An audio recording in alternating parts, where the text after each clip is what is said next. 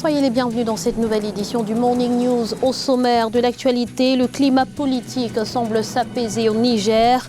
Hama Amadou, chef de file de l'opposition, est de retour à Niamey après 3 ans d'exil. Un retour qui intervient à l'aube de la tenue d'un dialogue politique inclusif. Injustice, atteinte à la liberté d'expression au Burkina Faso. La suspension des activités du Front patriotique pour le renouveau. Après avoir réclamé la démission du gouvernement fait grand bruit, l'opposition demande la levée pure et simple de la sanction. Et puis, il était une fois Ali Baba, le président du mastodonte du e-commerce, était à Lomé ce jeudi pour un partage d'expériences avec une vingtaine d'entrepreneurs africains. Les détails dans ce journal. Mais tout d'abord, une nouvelle marée rouge a envahi les rues de Conakry ce jeudi. Des milliers de manifestants ont à nouveau répondu à l'appel du Front national de défense de la Constitution pour protester contre un éventuel 3e mandat du président guinéen Alpha Condé. Un rassemblement dispersé par les forces de l'ordre à coups de gaz lacrymogène. Des affrontements ont ensuite éclaté dans plusieurs quartiers. Quelques responsables du FNDC, dont son coordonnateur régional, auraient été arrêtés. Les organisateurs parlent de 3 personnes tuées par balle. Les autorités, de leur côté, évoquent un mort et 3 policiers blessés.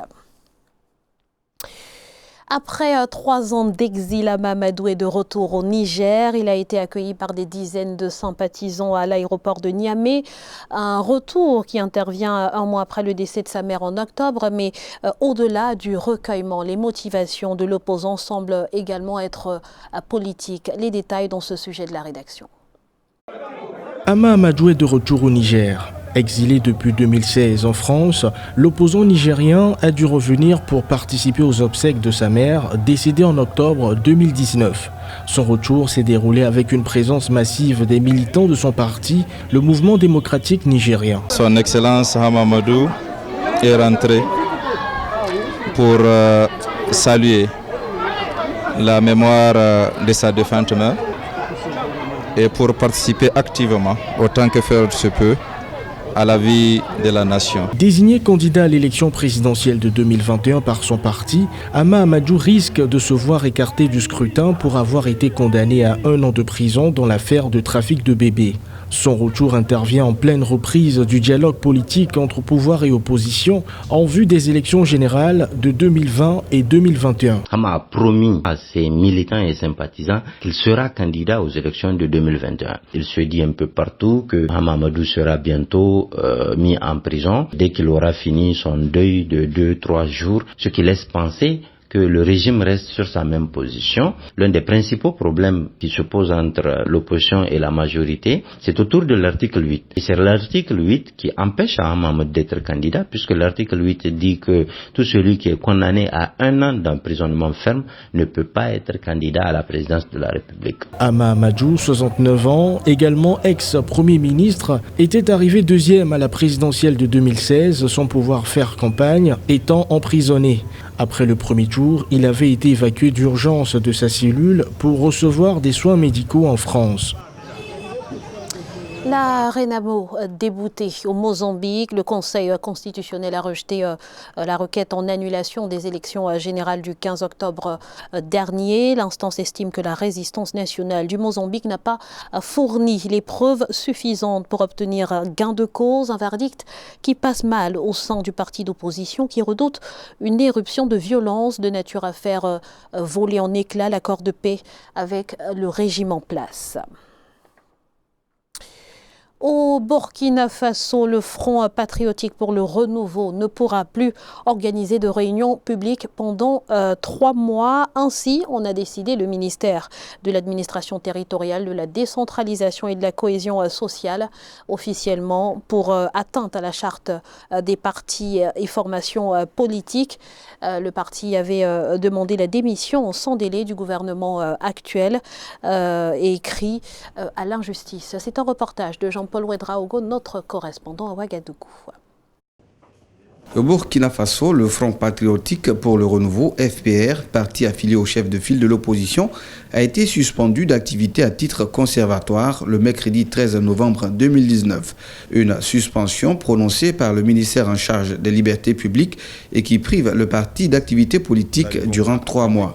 Il est reproché au docteur Aristide Ouedraogo, président du parti, d'avoir posté le 11 novembre dernier sur les réseaux sociaux la vidéo d'une de ses récentes sorties médiatiques dans laquelle il a demandé la démission du gouvernement, tout comme le départ pur et simple du président du Faso. En application de l'article 30 de la loi 32/2001 AN du 29 novembre 2001 portant charte des partis et formations politiques au Burkina Faso, les activités du parti politique dénommé Front patriotique pour le renouveau, FPR, sont suspendues au motif que les propos tenus par M. Aristide Ouedraogo, président du FPR, lors des déclarations publiques les 3 et 11 novembre 2019, portent atteinte aux dispositions des articles 3, 4, 20 et 21 de la loi ci-dessus mentionnée. Le ministère a invoqué une violation suffisamment grave compte tenu du contexte.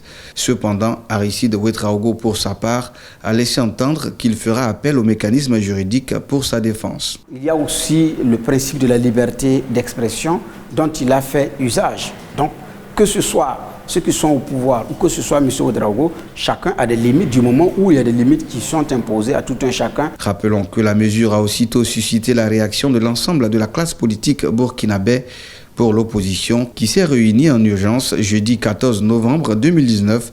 C'est une décision qui passe difficilement, d'autant plus que la prochaine présidentielle se tient dans moins d'1 an. En Tunisie, Rached Ghannouchi a fait son choix. Il s'est porté sur Habib Djemli. L'ancien secrétaire d'État à l'agriculture a été nommé nouveau chef du gouvernement ce vendredi, ingénieur agricole de formation. Il ne revendique aucune appartenance politique. Habib Djemli doit désormais être chargé formellement par le président Kais Saïd de former le gouvernement et il aura 1 mois renouvelable une fois pour mener à bien cette mission. Joseph Kabila est-il en train de préparer son grand retour? Eh bien, la question agite la classe politique en République démocratique du Congo. Il faut dire qu'un débat sur l'éligibilité de l'ancien président a été lancé fin octobre par le Front commun pour le Congo, comme pour préparer l'opinion publique à l'éventualité d'un tel scénario. C'est un sujet de Neuilly, Claude Bessa. Joseph Kabila, candidat à la présidentielle de 2023. C'est ce que soutiennent ses partisans. La question alimente les salons politiques en République démocratique du Congo et confronte les anti et pro-combat de l'ex-chef de l'État. Pour ceux qui soutiennent le retour du sénateur à vie à la tête de l'État, aucune disposition constitutionnelle ne le lui interdit. Aucune disposition n'interdit aux anciens chefs de l'État de se représenter. Ma réponse est claire. La Constitution ne l'interdit pas. Et là où la Constitution n'a pas interdit, ce n'est pas à nous, les acteurs politiques, d'interdire. Le président de la République est élu pour un mandat une fois renouvelable, stipule la Constitution congolaise. Élu en 2006 puis 2011, Joseph Kabila a accompli ses 2 mandats constitutionnels. Est-il autorisé à postuler en 2023? Ce n'est pas la lecture de ce député de l'opposition. L'FCC n'a pas toujours été capable de trouver un candidat qui peut remplacer Joseph Kabila. La constitution de notre pays dit que le chef de l'État est élu pour un mandat renouvelable une seule fois. Alors, le retour là est prévu où? Et quelle est la possibilité de ce retour? Et comment ils vont justifier ça?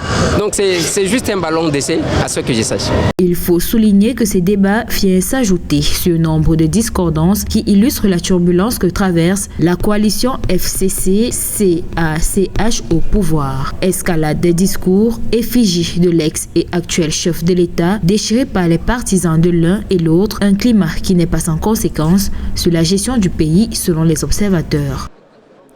S'inspirer des meilleurs pour atteindre ses objectifs. Une vingtaine de jeunes entrepreneurs africains a rencontré ce jeudi à Lomé Jack Ma, le fondateur du groupe Alibaba, mastodonte du e-commerce. Un partage d'expérience en présence du président togolais Faure Gnassingbé qui portait notamment sur la digitalisation et le e-commerce. Voyez ce reportage d'Emefa Kofi, notre correspondante au Togo.